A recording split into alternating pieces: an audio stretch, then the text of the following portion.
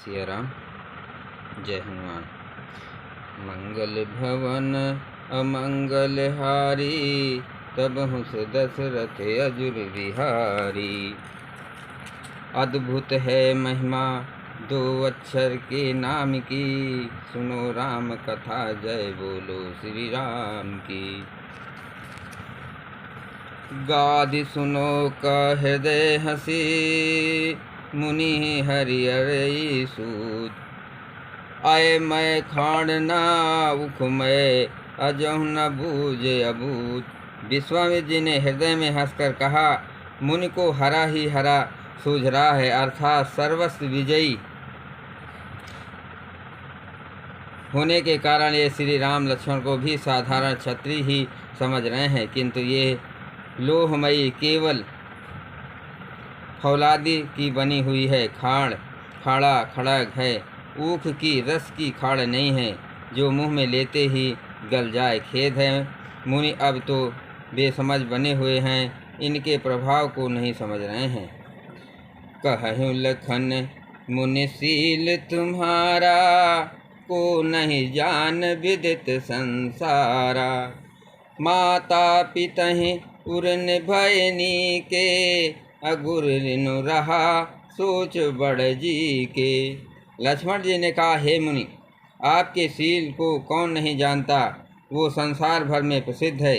आप माता पिता से तो अच्छी तरह ऋण हो ही गए हैं, अब गुरु का ऋण रहा है, जिसका जी में बड़ा सोच लगा है। सो जनु हम रही माथे अकाढ़ा, दिन चल गए ब्याज बड़ बाढ़ा। अब अनाई ब्याहरिया बोली, तुरंत देह में थैली खोली। वो मानो हमारे ही माथे काढ़ा था, बहुत दिन बीत गए, इससे ब्याज भी बहुत बढ़ गया होगा। अब किसी हिसाब करने को बुला लाइए, मैं तो तुरंत थैली खोल दे दूंगा। सुन कटु बचन कुठार सुधारा, अब हाय हाय सब सभा पुकारा। भृगुबर परस देखा वही मोही, अब विप्र विचार बचन नृप दोही। लक्ष्मण जी के कड़वे वचन सुनकर परशुराम जी के कुठार संभाला, सारी सभा हाय हाय करके पुकारने उठी। लक्ष्मण जी ने कहा, हे भृगश्रेष्ठ, आप मुझे फरसा दिखा रहे हैं, पर हे राजाओं के शत्रु, मैं ब्राह्मण समझकर बचा रहा हूँ, तरह दे रहा हूँ।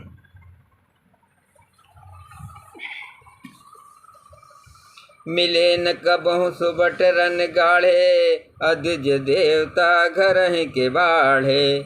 अनुचित कहीं सब लोग पुकारे, रघुपत शयन लखन निवारे। आपको कभी रणवीर बलवान वीर नहीं मिलते हैं, हे ब्राह्मण देवता, आप घर ही में बड़े हैं, ये सुनकर अनुचित है कहकर सब लोग पुकार रहे हैं। तब श्री रघुनाथ जी ने इशारे से लक्ष्मण जी को लोक दिया। मंगल भवन अमंगल हारे, तबहु से दशरथ अजुर विहारी। लखन उतर आहूत सर से, भृगुबर कोप किसान। बढ़त देख जल सम बचन, बोले रघुकुल भान।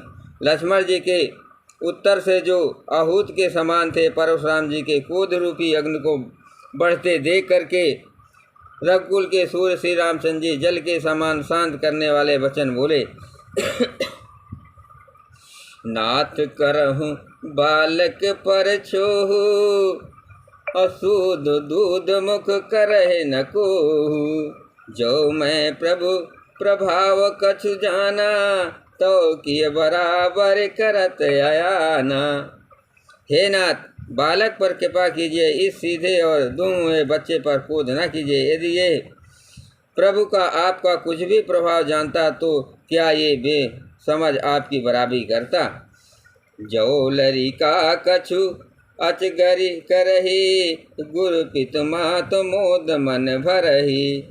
करहि कृपा शिशु सेवक जानी, अतुम समशील धीर मुन ज्ञानी। बालक यदि कुछ चपलता भी करते हैं, तो गुरु पिता और माता मन में आनंद से भर जाते हैं। अतः इसे छोटा बच्चा और सेवक जानकर कृपा कीजिए। आप तो समदर्शी, सुशील, धीर और ज्ञानी मुनि हैं।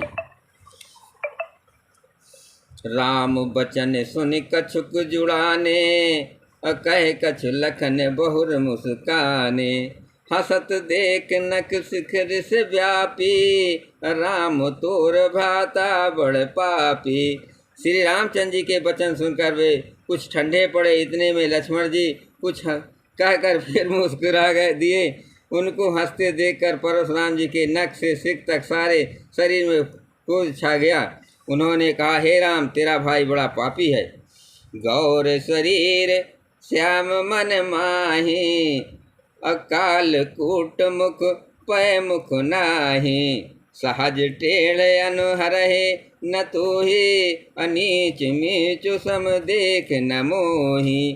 ये शरीर से गोरा पर हृदय का बड़ा काला है। ये विमुख है, दो मुँहा नहीं है, स्वभाव से ही टेढ़ा है। तेरा अनुसरण शरण नहीं करता, तेरे जैसा शीलवान नहीं है। ये नीच मुझे काल के समान नहीं दिखता।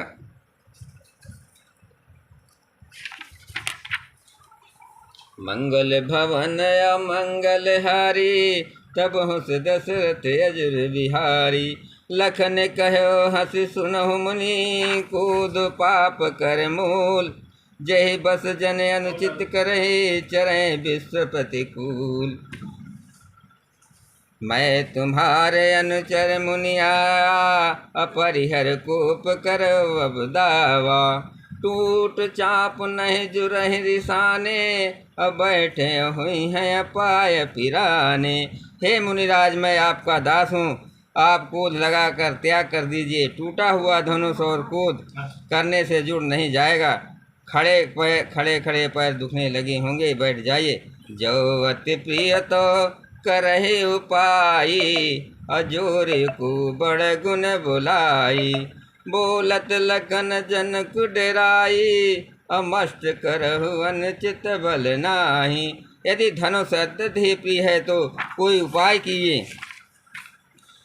किया जाए और किसी बड़े गुणी कारीगर को बुलाकर जुड़वा दिया जाए। लक्ष्मण जी के बोलने से जनक जी डर जाते हैं और कहते हैं, बस चुप रहिए, अनुचित बोलना अच्छा नहीं है। थर थर कापहि पुर नर नारी, अछोट कुमार खोट बड़ भारी। भृगुपति सुन सुन निर्भय बानी, रिस तन जरहि होय बलहानि। जनकपुर की स्त्री पुरुष थर थर काँप रहे हैं और मन ही मन कह रहे हैं, छोटा कुमार बड़ा ही खोटा है। लक्ष्मण जी की निर्भय वाणी सुनकर परशुराम जी का शरीर क्रोध से जल रहा है और उनके बल ही हानि हो रही है, उनका बल घट रहा है। बोले राम ही देह निहोरा, अब बचहु विचार बंध लघु तोरा। मन मलिन तन सुंदर कैसे, अबिस रस भरा कनक घट जैसे। तब श्री रामचंद्र जी पर एहसान जनाकर परशुराम जी बोले, तेरा छोटा भाई समझकर मैं इसे बचा रहा हूँ। ये मन का मैला है और शरीर कैसा सुंदर है, जैसे विष के रस से भरा हुआ सोने का घड़ा है। मंगल भवन अमंगल हारी, तब दशरथ अजुर बिहारी। अति विशीत मधु शीतल बानी, अति विनीत मधु शीतल बानी। बोले राम जोर जुग पानी, सुनहु नाथ तुम सहज सुजाना। बालक बचन करो नहीं काना। श्री रामचंद्र जी हाथ जोड़कर अत्यंत विनय के साथ कोमल और शीतल वाणी बोले, हे नाथ सुनिए, आप तो स्वभाव से ही सुजान है। आप बालक के वचन पर कान न कीजिए, उसे सुना अनसुना कर दीजिए। भय रहे बालक एक स्वभाव, इन्हें न संत विदु सहि काऊ। तेहि नाहि कछु काज विसारा, अपराधी मैं नाथ तुम्हारा। भय और बालक का एक स्वभाव है, सत्यजन इन्हें कभी दोष नहीं लगाते। फिर भी उनके लक्ष्मण ने तो कुछ काम भी नहीं बिगाड़ा है। हे नाथ, आपका अपराधी मैं तो मैं हूँ। कृपा कोपि बंधु बंधक गोसाई, अमो पर करहि दास की नाई। करहि बेग जहि बिदरिस जाई, अमुनि नायक सोय करहु पाई। अतः हे स्वामी, कृपा क्रोध वध और बंधन जो कुछ करना हो दास की तरह अर्थात दास समझकर मुझ पर कीजिए। जिस प्रकार शीघ्र आपका क्रोध दूर हो मुनिराज बताइए, मैं वही उपाय करूं। कह मुनि राम जाय ऋष कैसे, अजहु अनोतो चितो अनैसे। यही के कंठ कुठार न दीना, तो मैं काह कोप कर दीना। मुनि ने कहा, हे राम, क्रोध कैसे जाए, अब भी तेरा छोटा भाई टेढ़ा ही ताक रहा है, इसकी गर्दन मैंने कुठार न चलाया तो क्रोध करके किया ही क्या। जय सिया राम, जय जय सिया राम।